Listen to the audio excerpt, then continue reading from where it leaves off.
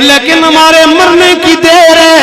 ہمارے مرنے کی دیر ہے، ہماری اولادوں نے ہمارا یہ کپڑے بھی اتار دینے ہیں، ان کپڑوں کو بھی لوگوں نے اتارنا نہیں ہے بلکہ پھاڑ کر ہمارے جسم سے الگ کرنا ہے، کینچیوں کے ساتھ اتار کر اس کو الگ کرنا ہے۔ کیا وہ لمحہ ہوگا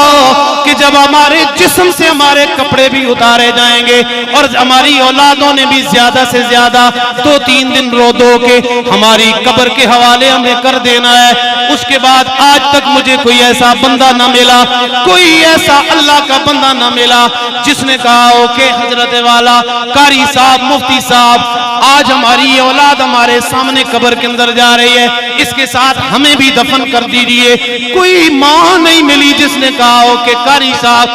ہمارا بیٹا دنیا سے چلا گیا ہے، مجھے بھی اس کے ساتھ دفن کر دو۔ کوئی بیٹا ایسا نہیں ملا جس نے کہا ہو قاری صاحب ہماری ماں مر گئی ہے، اس کے ساتھ ہمیں بھی دفن کر دو۔ یہ اولادوں نے تو تمہارے مرنے کے بعد جائیدادیں تقسیم کرنا شروع کر دینی ہے، اپنے حصوں کی وراثت کے پیچھے پڑ جانا ہے۔ اے انسان، زیادہ سے زیادہ تیری اولاد تجھے 18 میٹر کفن کا کپڑا پہنا کے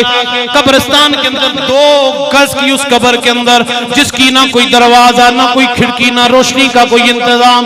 6 دیواروں کی بند کمرے کے اندر تجھے چھوڑ کے واپس آ جائے گی۔ لیکن ایک بات بتاتا چلوں، نہ اس قبر کے اندر تیرے کسی یار نے کام آنا ہے، نہ تیرے کسی دوست نے کام آنا ہے، نہ کسی تیرے جاننے والے نے کام آنا ہے، لیکن اتھے کملی والا آوے گا،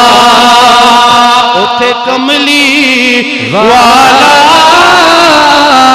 آوے گا،